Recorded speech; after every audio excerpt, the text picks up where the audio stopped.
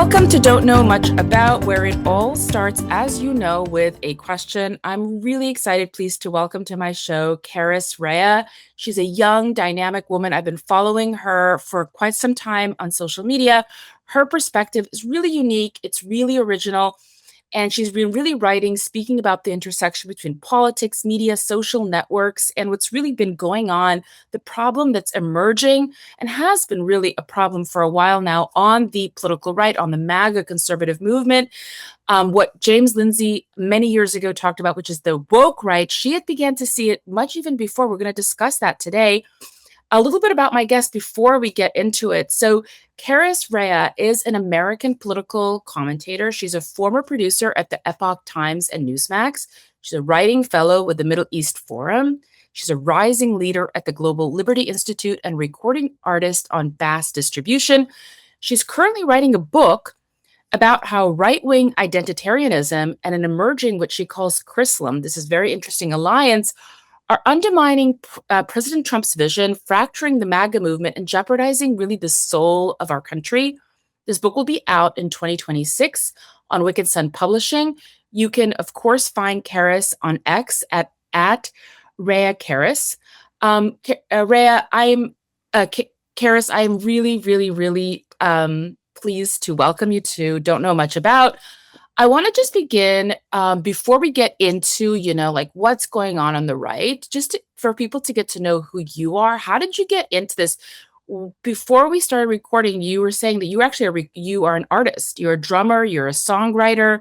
You're from the Bay Area. How did you get into politics? How did you get into this topic? Sure. Well, thank you so much for having me, Naya. It's a pleasure to meet you, albeit virtually, if you will. So a little about me and my journey into right-wing politics. I started out as a Democrat, albeit one that didn't really know anything about politics or culture, in the sense that I just followed what everybody else did. As you said, I grew up in the Bay Area, so I just assumed that I was left wing like everybody else. And I think 9/11 was a little bit of an eye opener for me, as I started to see everybody around me care more about the offense that this tragedy caused to Muslims than the victims of the terrorist attack. And this I found very curious.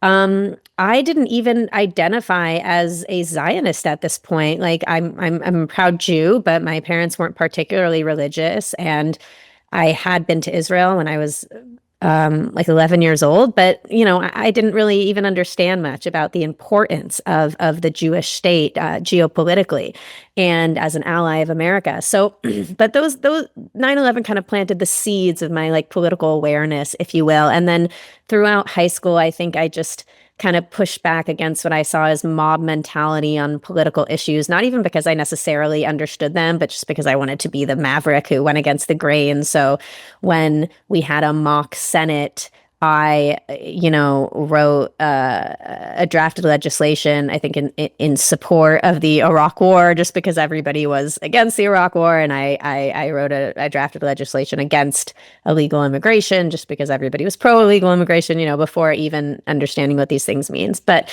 it became pretty obvious throughout college that I did not identify with the Democrat Party. So I called myself an independent until around 2015, and then 2016. So even though by 2016 all of my friends were conservatives, and I was working in spaces that were allied with conservatives, I still was reluctant to call myself one, even that late in the game, even that late in my career, until I read Victor Davis Hanson's book, The Case for Trump, which really changed my entire orientation towards the political arena. And I realized that the entire time, through and through, I had been a conservative, because I believed in small government and local representation and a more, originalist interpretation of the Constitution.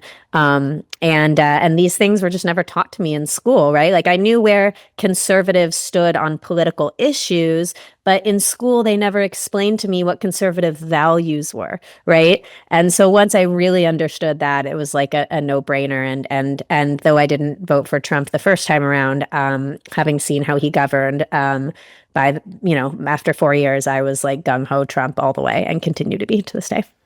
Wow. Thanks for sharing that. That's awesome. Let me just share a little bit about myself.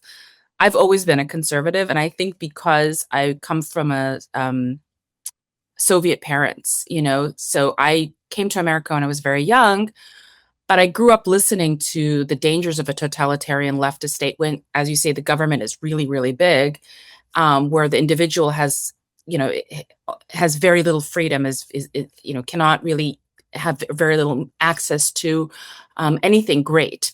There's nothing extraordinary about anyone really because everyone's quote unquote the same. So I was always I remember, honestly, I wasn't going to talk about this. You brought up high school. I remember when I was in high school, McCain was balloting. I don't remember against whom it was, but I was a big McCain supporter. Mm-hmm. And everyone in my high school, because it was in California, it was Southern California, everybody was also like on the left. So I share that little contrarian, I think, with you. Right. But yeah, and I just saw, I went to the Bay Area for college, and 9/11 also, by the way, really, really shook me because I think that's when I realized what I saw was extremely, what bothered me, what really disturbed me was, as you say, this turn against, instead of sympathizing with the victims, being more concerned about offending Muslims. Mm-hmm. And I think that the term Islamophobia, emerges Right. at this time. So Right. but the reason I wanted to talk to you is because you've been writing a lot, you've been speaking a lot about what's happening on the right. And I have to tell you, I'm really concerned. You brought up the topic of conservative values. So if you ask me what are conservative values, I would say e pluribus unum. I would say Judeo-Christian values. I would say patriotism. I would say in the celebration of individualism, meritocracy. Like those to me are conservative values. And I thought, those things would definitely immunize us from the dangers of wokeism and the Mm-hmm. dangers of anti-Zionism and the dangers of toying with grievance narratives. Mm. And you saw this way before, and I want to know when exactly you began to see it, because I honestly did not see it until the summer of 2025. Mm. And that's when I started to get very concerned about what's happening on the right. So before we talk about what's going on now, let's go back to, when did you see it? And Sure, yeah. Go ahead. The first time my antennas went up, as I've talked about before, was during the Kanye West fiasco, when it became apparent that he was a total lunatic Jew hater. What And year was that? I forget. this was in 2022. Okay, So it was got it. before October 7th. And he was going nuts on social media before he got banned. And he was going on Alex Jones are getting filmed in the parking lot talking about how his Jewish doctors poisoned him and how he loves Hitler and he's going to go DEFCON 3 on Jewish people. And somebody who I really admired, Mrs. Candace Owens, was recklessly defending him. Not only that, right before he came out as an anti-Semite, if you will, he was on Tucker Carlson's show. He did a really just softball interview. I mean, there was no reason for him not to, right? I mean, at that time, we all thought Kanye West. I mean, I guess some people kind of knew more that maybe he had like a screw loose in his head. But I was grateful, like so many other conservatives, to have Hollywood representation and the fact that like he had come out as a Trump supporter and he was criticizing Hollywood and stuff. And so Tucker interviewed him. But then, amidst this whole fiasco of Kanye coming out as a Jew hater, it also came out that there were parts of that interview with Tucker Carlson where he said anti-Semitic things, and Tucker cut that from the interview. He edited it out deliberately. And you know how he always does like a little monologue before his interviews. So he framed Kanye as this just normal, good faith, Christian with traditional conservative values who was a victim of the Hollywood left and, the liberal elite. And yet he heard those things in the interview and decided to cut them out and not tell his viewers about it. So that was the first time like my antenna went up and I just started watching kind of more what was happening in the culture in terms of anti-Semitism. And then there was just a number of events along the way that just blew it wider and wider, open for more people to see, such as October 7th. Also, I think some people think also the Ukraine war was a flashpoint. I didn't see it as early as the Ukraine war. But October 7th, certainly, there was like this whole H-1B visa debate online, which was a flashpoint. Charlie Kirk's assassination, the 12-Day War. These are not in the right order, but there were just different events that kind of brought this more and more to the mainstream, and for us to arrive at the current moment we're in now, which many have characterized as somewhat of a metaphorical civil war within the Republican Party or within MAGA. So then and I'm trying to figure this out. How did this happen? Because when you talked about conservative values, I identified what I believe are conservative values.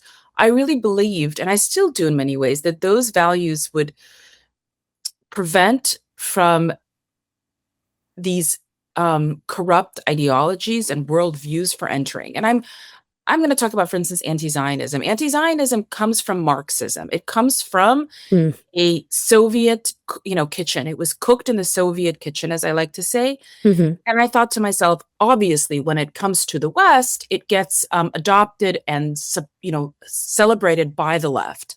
And I thought the right would never, ever, would never indulge in that kind of worldview. It wouldn't. And yet, I see people on the right, like, for instance, the idea of genocide and Gazans and famine. It's not the language of the right. They're not interested in oppressors and oppressed so much. And yet they have become. What's going on there? What is your analysis of why this happened on the right? Well, I think it's really about political extremes. And I think that conservatives need a real reckoning where we understand that we are just as vulnerable to the same type of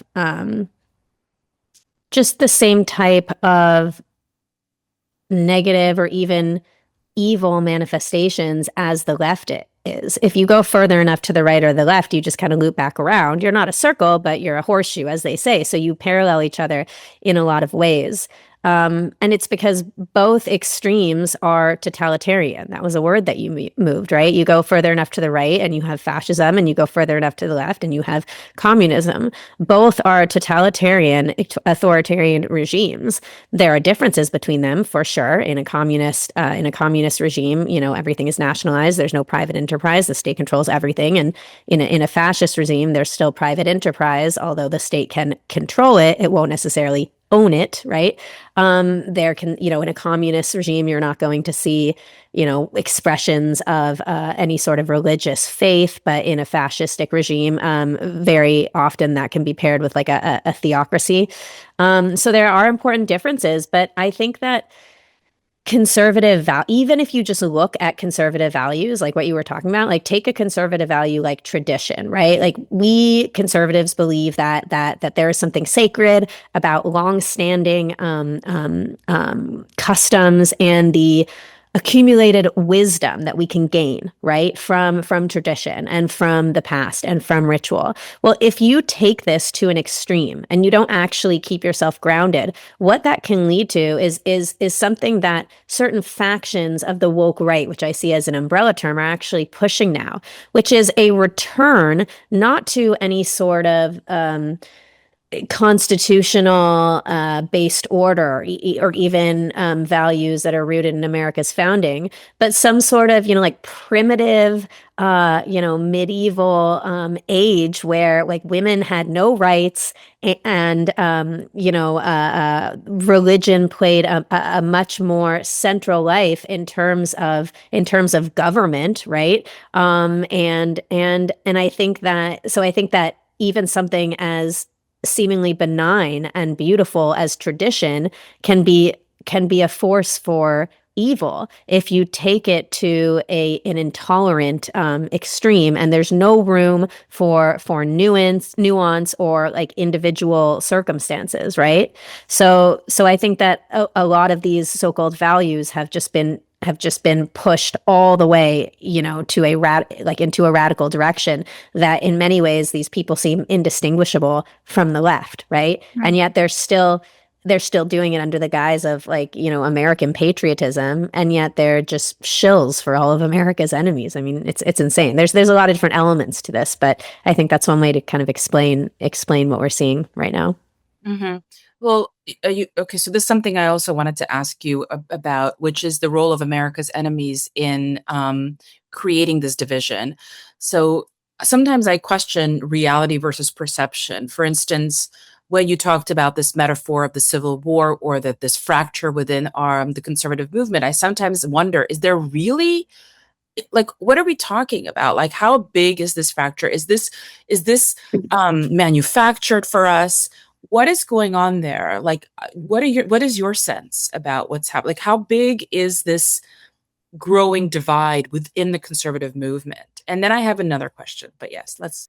I think it's absolutely real. There's no way to understand exactly how big it is, except for the anecdotal evidence that we have on the ground. I don't think that polls are particularly accurate because I have seen conflicting polls on this subject. And I think that Jews or Zionists, or even just some good faith conservatives like to reassure themselves with some of these polls. And they say, oh, this is just all astroturf. It's all just online. It's all just Qatar, right? The majority of Americans or the majority of Christians or the majority of conservatives still love Israel, still support Donald Trump, still are in support of the Iran war. But I always tell people it doesn't matter if a majority are, because you do not need a majority to change policy, nor do you need a majority to change the culture or move the needle. And so I mean, just look at what happened on the left. At the beginning, it was just a few squad members, right? And so all you need is a very loud vocal minority. And this is where America's enemies come in, which is they don't create chaos agents out of thin air. They don't pluck people out of nothing and transform them into political influencers with millions of followers. That's not how it worked during the Cold War, and that's not how active measures work now. What they do is they look at real fractures, even if they're very small. They look at weak points. They look at points of division that are real, that they can amplify and they can magnify. And they find people who are already saying things that, kind of can veer in the direction of anti-American or supportive of their regimes, and they will amplify their voice. And so they're taking real fissures within society, but they're magnifying them, and then that has the real world effect of making it bigger, and it ends up being this vicious cycle, right? So I do think it's a problem in real life, particularly more with the youth, but that is because the youth is pathologically online where a lot of this stuff is spreading, and so that translates into their real world approaches to politics and culture and their orientation, in their classrooms and in their social settings. So it's definitely real. I mean, you can even talk to Christians, throughout the states, and they'll tell you they're seeing some of this stuff in their church. They'll say that like their kids are falling into, like Nick Fuentes type views. So it's definitely happening. How big? I can't say for sure, but it's big enough where where it would be naive for us to say that this is just online or that this just doesn't matter and everything's going to be okay, because that is absolutely not the case. Hmm. Yeah, I mean, I definitely agree with you, and I like that you brought up the squad members and how it was really on the fringe on the left, and then it just took over. And I think that this is the moment in the conservative movement, which is that if somebody's not going to basically discipline and basically put these people on a major timeout, my concern is that division, not division, it's really going to take over the conservative movement. And I don't even know, I can't even see I can't even project what the conservative movement will be. Like, Mm. I don't even know what it will be like. Here's the other thing I think, and maybe I'm wrong, but You know what I think our enemies were really concerned about was that what was happening with Trump. Here comes Trump, which is who's like this maverick who doesn't play by the books, who says whatever he thinks, and he was able to unite people in a way that very few politicians, leaders could. In a way, historically, people who would have voted Democrat all of a sudden started Yes. moving to, and they were like, "Whoa, this is a real threat." So I'm sure that the Democrats are playing a part in this division as well, because for them, it's good for them that the conservative movement is experiencing these fissures, as you say. And I think that they are basically taking advantage of this and, as you say, amplifying. And I totally agree with you too. It doesn't matter that it's majority. You really just need a loud minority. That's what's Mhm. important. It has to be loud enough. And then, yeah, our Yeah. enemies will take advantage of that, amplify Right. it, manipulate it.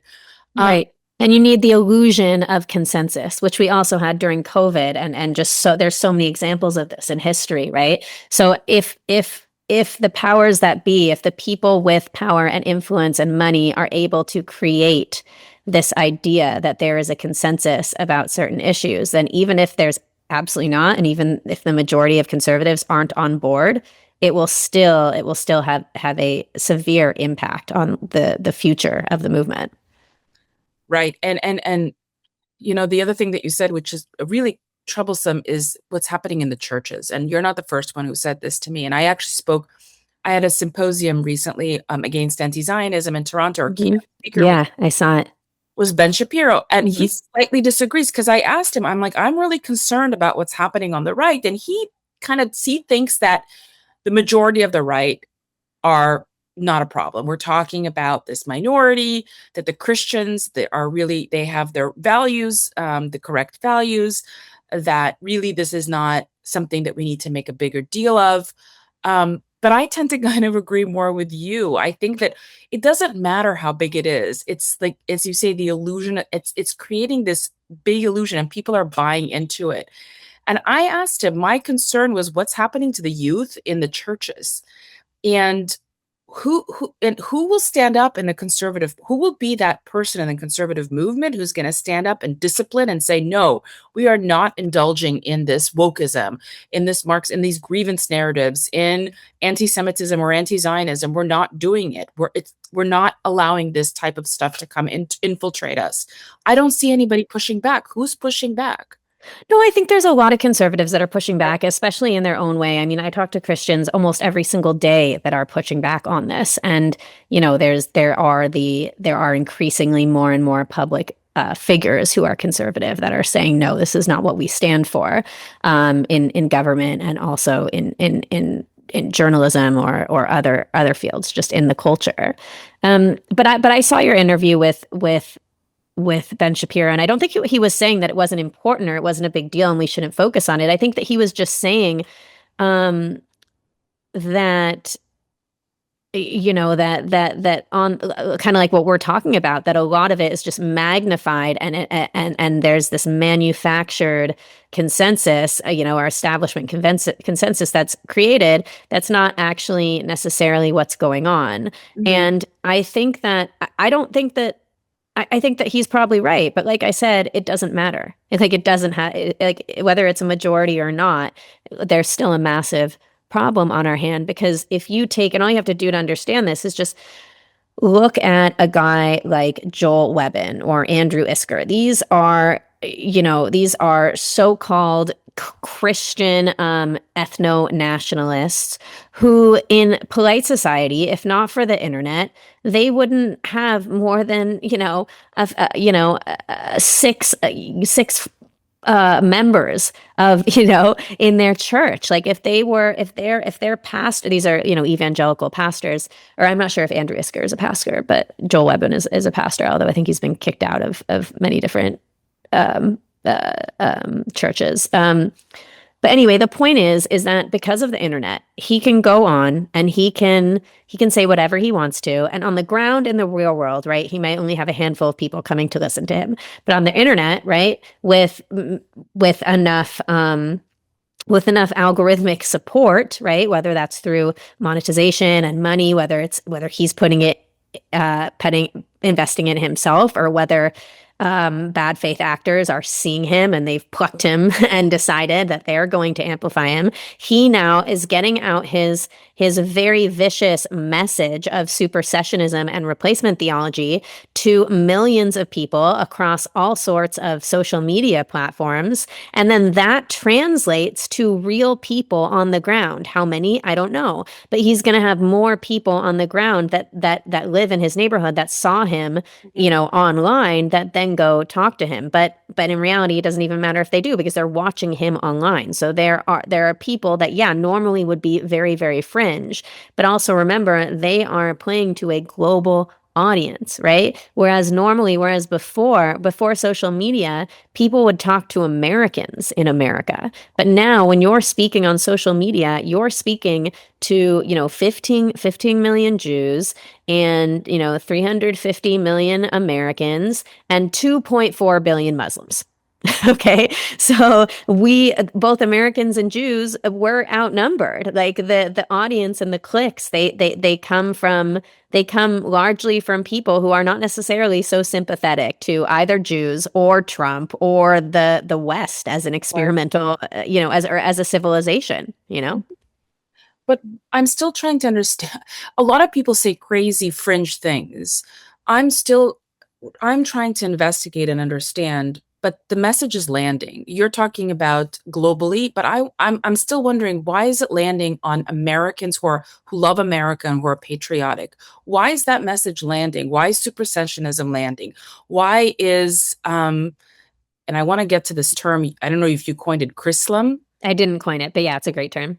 Yeah. I want to talk about that too. Like, why is that? How is that resonating and landing for Americans who are patriotic and want to see a, healthy Western democracy flourish? So why is that, as I say, landing? What do you think? Well, I think one reason is the pandemic did so much damage in terms of lending ourselves to a sort of conspiratorial worldview. I think a lot of conservatives or even just good faith liberals were totally, totally blackpilled by the pandemic, by all the lies that happened surrounding COVID protocols or even events that happened during that time, like all of the Trump impeachment stuff and the Hunter Biden stuff and the election fraud, right? Like all of this stuff we were called conspiracy theorists for raising questions about or alerting people to. So I think that went a long way towards opening ourselves up to the possibility of being manipulated and put, and thrown down the path of conspiratorialism, which always ends up leading towards Jew hatred. And once you're on the road towards becoming a Jew hater, then there's not much distance to then becoming anti-Western or anti-American or anti-Christian, right? Do Like you these think? these Wait, things are all on a train. do you think that if you told them, I don't, hey, did you know, like, forget the Jew hatred, you're actually anti-Western and anti-American? What would they, I don't know if you've ever had I've never had a chance to talk to, I'm curious. I think it depends on the faction. I think that there are so many factions under this woke right umbrella. Some of these people are libertarians and paleo conservatives of like the Thomas Massey or formerly like the Pat Buchanan variety, right? Some of these people are hardcore Christian ethno-nationalists. Some of these people are what they call like post-liberals. They're more intellectuals and they might even be, you know, strong Christian integralists, Catholic integralists, but they're not the same as like the hardcore like neo Nazis or the Joel Webbins or Andrew Iskers. Like all these people have their places. There's the manosphere culture and there's the Groypers, right? And they're all united by very important fundamental things, but they have their own focuses. Mhm. And so I think it depends who you ask. I think some of them would say absolutely not. I think a lot of them would say no, I'm a total patriot. I love America. You're the one that's anti-American. And I think some of them would probably say, yeah, we like, America is, we need, they would probably say like the American founding and the Constitution they're old school and we need something to replace it. So I think it just depends who you would ask, and I think they would have different answers. But I think generally speaking, one thing that distinguishes them from the left is they do still consider themselves patriots, or they're masquerading under that banner, though it's not true for every single one. What do you think about the evangelicals? Like, are they still, you know, I don't like to use the word pro-Israel, but do they support Israel? What do you have a sense of what's happening in that segment? Yeah, I mean, I would agree with Ben Shapiro. I think they're largely still supportive of the Jewish people and the Jewish state, but I think it's decreasing. And I think among the youth, among the evangelical youth, it's becoming, less and less, or there's more and more people who are becoming anti-Israel. Mhm. So it's definitely a problem. And all you have to do to know that is talk to evangelicals. They will tell you, I'm very worried about this. This is a problem. I mean, there are events popping up around the country now in evangelical churches with names like rising anti-Semitism in the conservative movement. And Jews don't even know about these events. Like, there's no Jews at these events. I don't know why.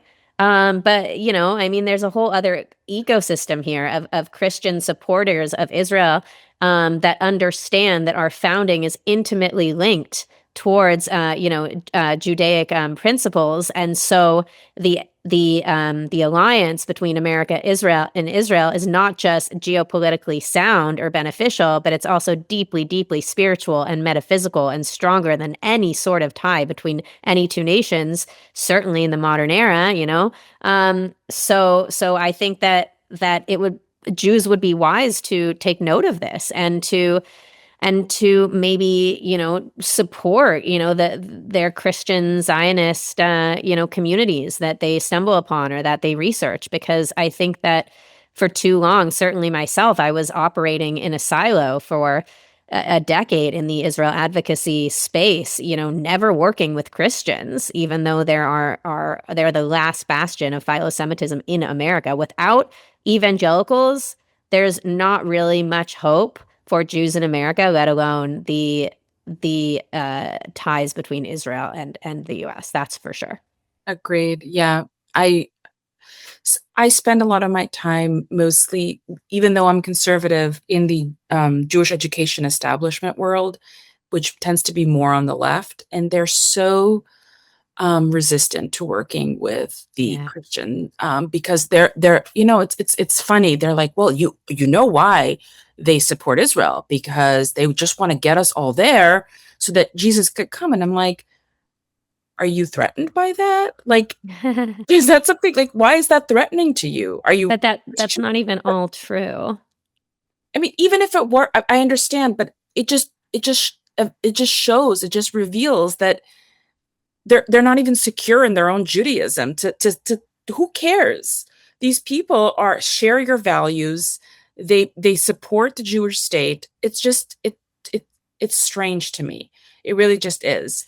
But I am curious. I use the term Chris. Who coined that term, Chrislam? Do you know? And what is that? I mean, I I guess. don't know who coined it. I want to say Robert Spencer, maybe.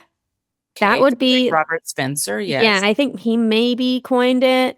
But I think that was around pretty early, way before the term woke right was around, because I think people started to see it during the whole debacle surrounding getting DEI and gender ideology out of schools. Remember the whole Loudoun County thing where you had that runoff with Youngkin and the incumbent governor, and Youngkin won, and it was like, This in it was California, right? no, this was in Virginia, in Loudoun Oh, County, okay. Virginia, and really, like, the flashpoint was over education, and you had really, really angry mama bears and some papa bears as well, who were protesting all of this wokeness in schools, and they were marching with a lot of Muslims who agreed with them because a lot of them are socially conservative because they're Right. people of faith. And a lot of these Muslims were good faith, decent Muslims, but there was like a handful of Islamists. And so there was some people who study Islamism who are picking this up.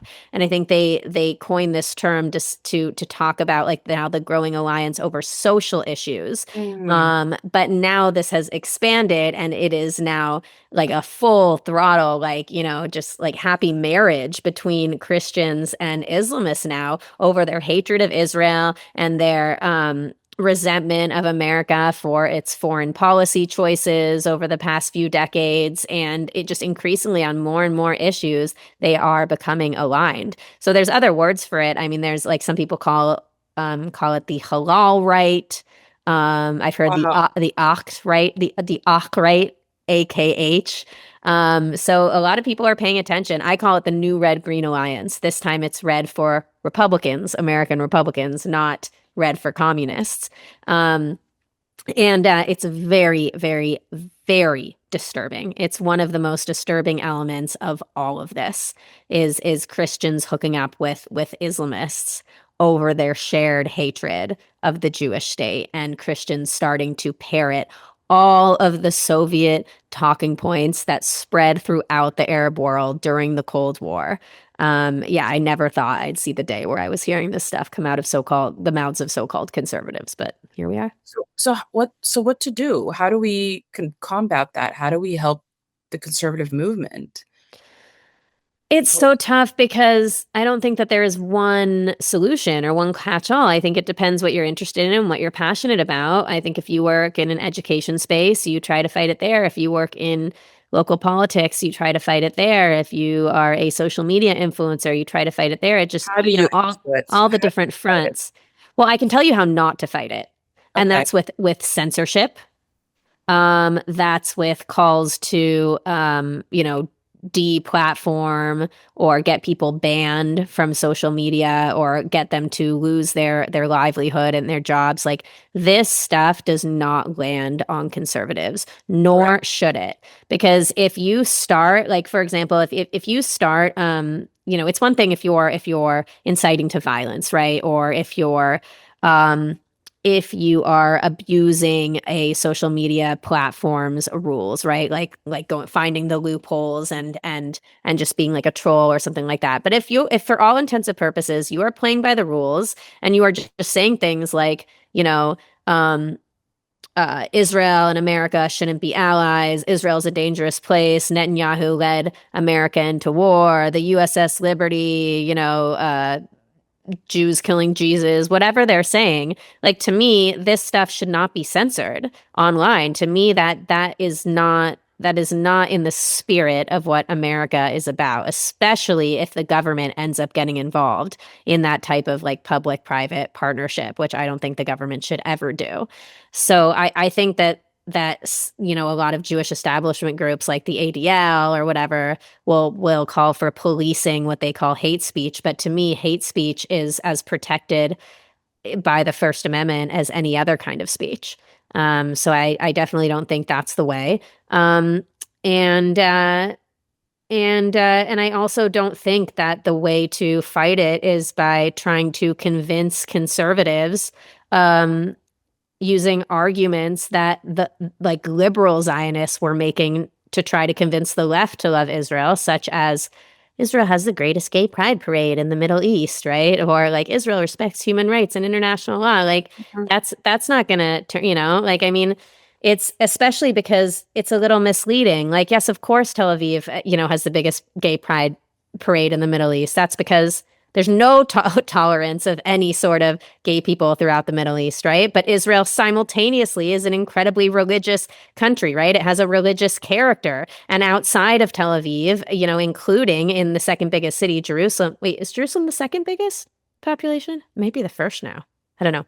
Anyway, Yes. like even including in Jerusalem, the other biggest city, like you're not going to see that type of liberal decadence, right? The rest of the country is very conservative, and they're Mhm. very family oriented, and they have lots of kids, even the secular Jews, and they produce warrior men who still value masculinity, and they are a country with extreme nationalist pride, just like Trump is just like Trump has for America. So in all these ways, I mean, Israel's a model nation for conservatives. And yes, there's some things that are very liberal about it, but Mhm. I don't think those things are going to land with conservatives. No, they're not going to land. But listen, it's a very important point that you're making. I've been thinking and observing it for a while, the idea of messaging. For instance, you're absolutely on point when you say shame culture is very much the left. You to shame, take a seat, listen up, listen, silencing, speech policing. That is definitely not going to work on the right. In fact, it is going to have the opposite effect. It's going to make it worse. So I completely Yeah. agree with you. Especially because the danger is that if you're on the other foot, if that like then you're the one that they censor, right? Like whoever's in Correct. power Correct. gets to decide who they want to censor. And that's what we saw before Elon took over X, which there Correct. are problems with that, but you know. Correct. Well, I'll tell you again, somebody who's been studying Israel advocacy, or I really prefer to say Jewish advocacy. Um, what I saw is um, the the the the Jews who are more on the left decided that they wanted to tell a story about Israel that would land with the progressives. So yeah, they talked about the gay pride parade, they talked about diversity, they talked about how it's secular, and they tried to align the values of the progressives with Israel. And I'm worried and as you can see, that didn't work, by the way. It did not work at all for the left. And I think that that's another mistake is thinking that we need to now align. Like for instance, I used to say it all the time. I still believe it in many ways that a Israel is in the Middle East, the West in many ways. But I also think it's not. It's Jewish. It's a tribal ancient civilization that went back to their home.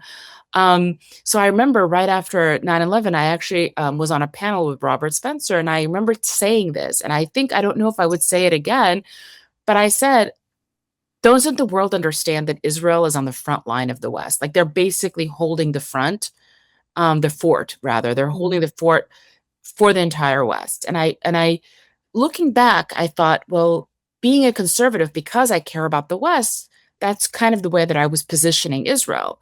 I was mirroring what the left does, which is Israel is diverse. I just was using things that I care about on the right. And I'm not sure if that's also going to work because it didn't work on the left. This whole like, oh, let me tell you about how amazing Israel is, Mhm. how diverse, how great it is for women and for the gay community, and all the environmental justice and women reproductive rights, all that. It just didn't work. And I'm not sure Right. it's going to work for the right as well. But I agree with you that definitely the worst thing to do is silence and police them. I Um, think I think that one of the things that's important to understand is that it's never about Israel, right? What's going on, just like it was never really about Israel on the left. It's part of a wider, like, revolutionary Marxist agenda, right? mhm. To tear down, Western, principles that form the basis of the American Constitution and replace it, with their own, globalist ambitions and Marxist ambitions. Well, the same thing is happening on the right. So I think a lot of times, look, I'm not in the business of like criticizing anybody's approach to fighting things. A lot of people will say, "Oh, I don't like how so and so does things," or "I don't like how so and so does things." I couldn't care less if you're out there and you're doing your thing. Like at one point we all make things worse, okay? So if we're as long as we're going two steps like I can make things worse sometimes when I say certain things. So it's like I'm not here to judge anybody's approach when my approach can be judged, just as well.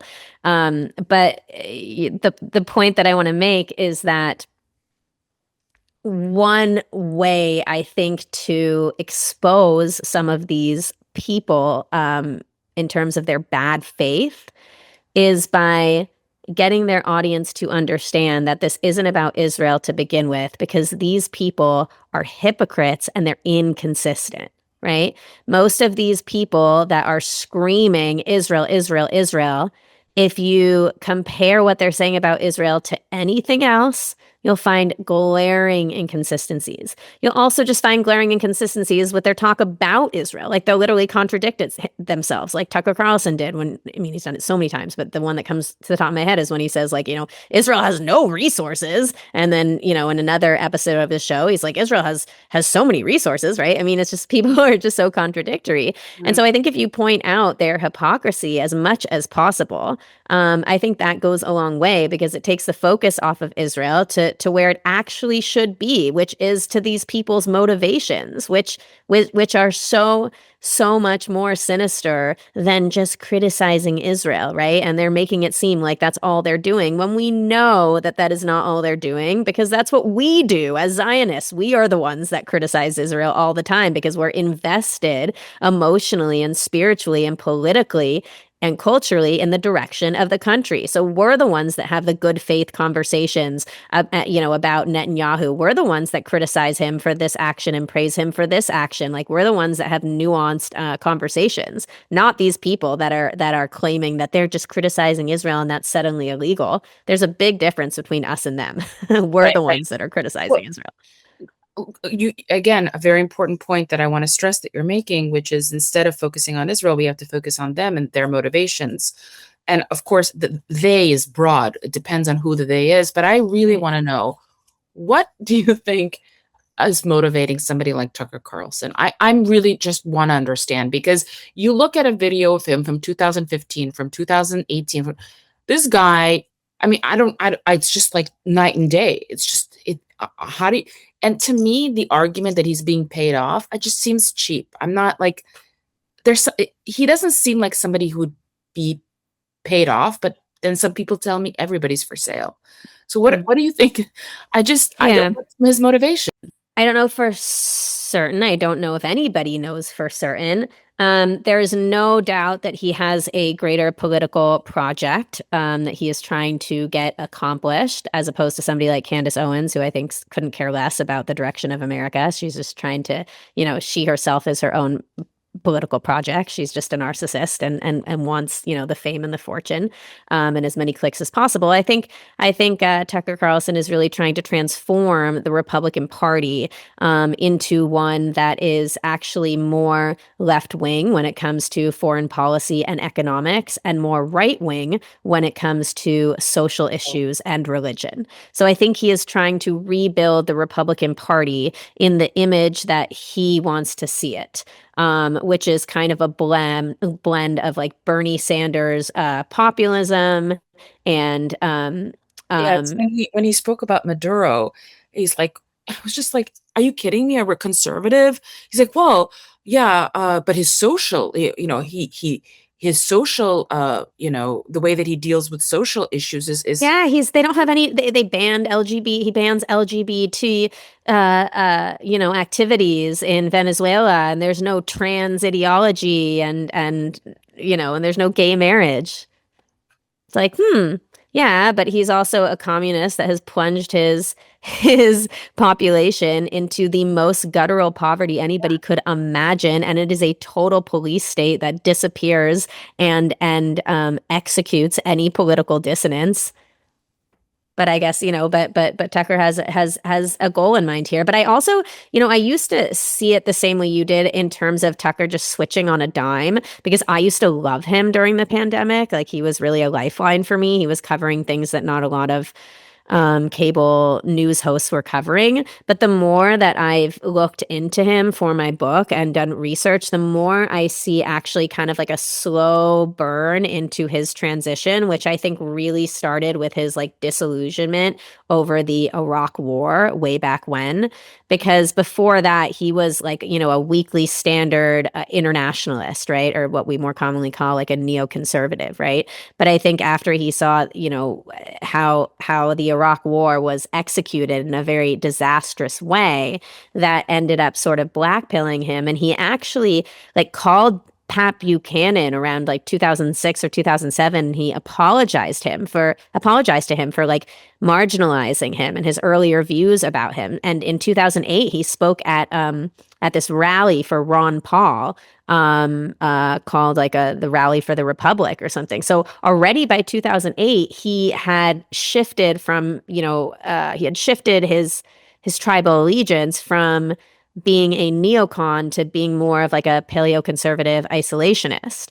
And then he he was granted this primetime slot on Fox News, and before that, he launched the Daily Caller, and he ended up kind of absorbing the Trumpian populist nationalist framework of primarily anti-elitism and anti-immigration into his already formed isolationist viewpoint.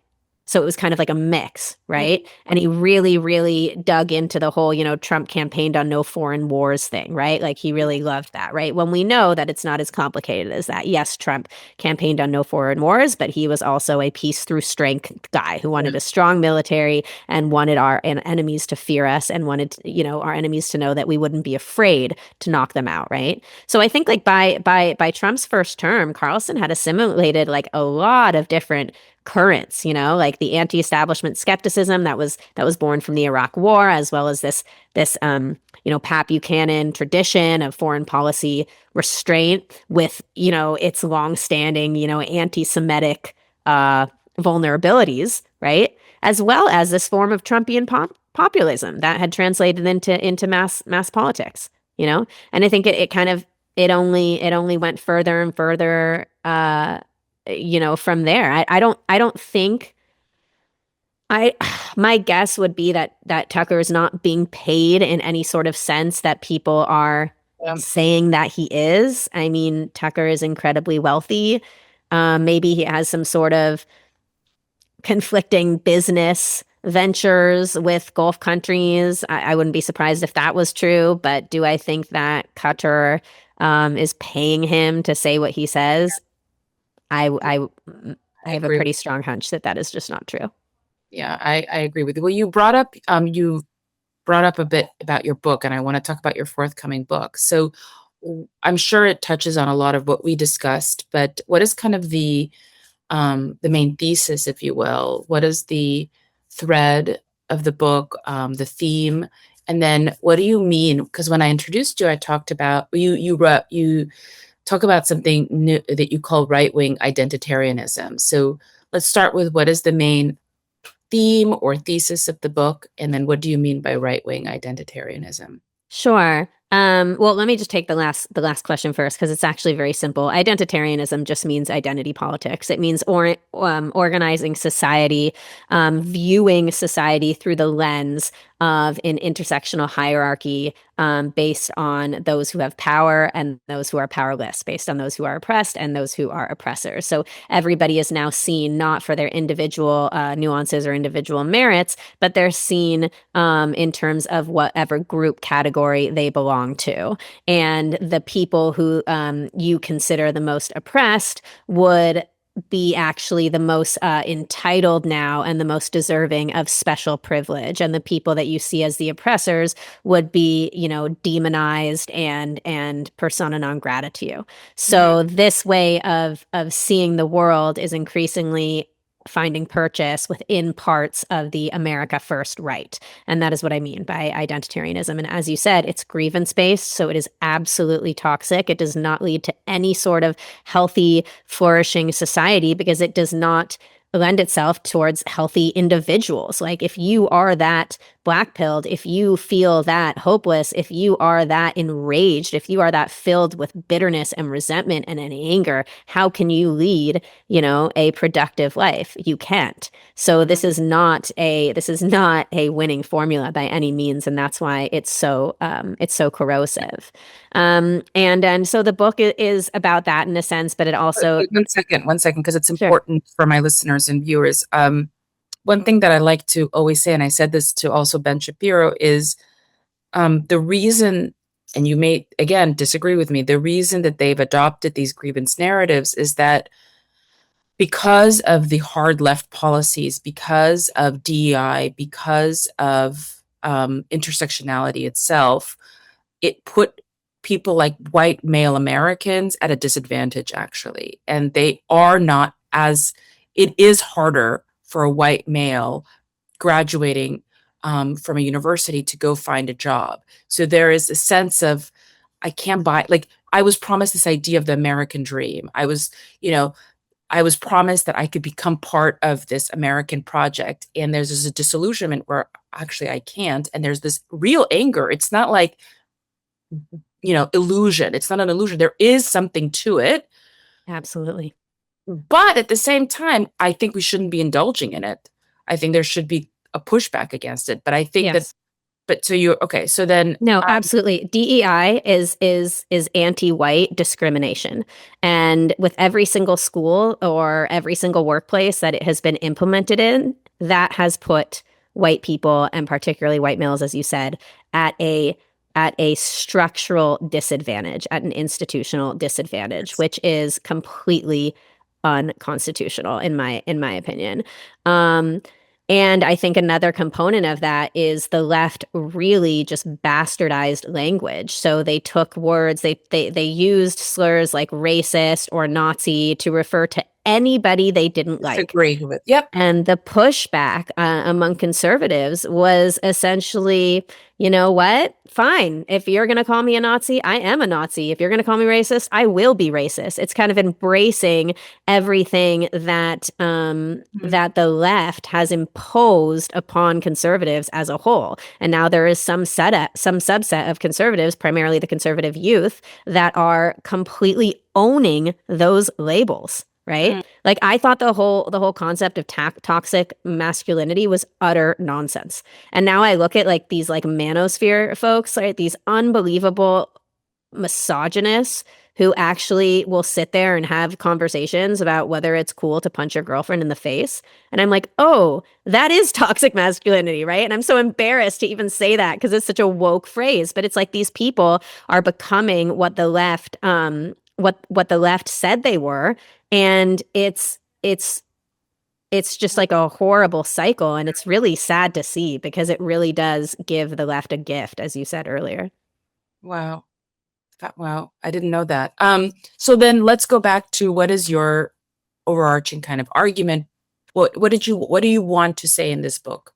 Well, the book is really actually just, it's not going to be like a James Lindsay style scholarly encyclopedic overview of what's actually happening on the right. It's much more like a first person journey, much of which we covered in this interview about how I became MAGA, what MAGA means to me, when I saw certain sinister things brewing under the surface, why those things happened, what point are we at now? And I do specifically focus on what I call the new red-green alliance. So I talk about the synergy between Christians and Muslims that is increasingly happening, or radical Muslims or Islamists, whatever term you want to use, and why that is problematic. I go into like the history a little bit of the red-green alliance, starting back with like the Cold War and the Soviet, funding and militarization of all these, Arab groups, pan-Arab groups, and anti-Israel groups. And I also talk about it on the right, how the Nazis hooked up with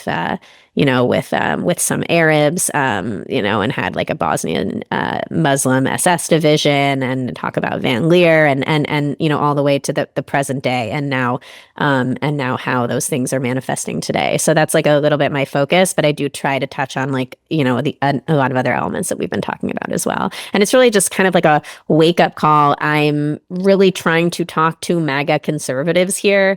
It's not, I hope everybody will find it valuable, but I'm not really writing a book for the sake of writing a book. I don't even like writing. It's actually been an incredibly intimidating and difficult process for me, but I'm just really, really hoping that people who are of like mind in terms of their political orientation as I am will read it, and it will serve as like a wake up call for them to like get real and realize that these people aren't going away, and we have to assert our values, and we have to scream louder, and we have to assert our red lines, just like William Buckley did.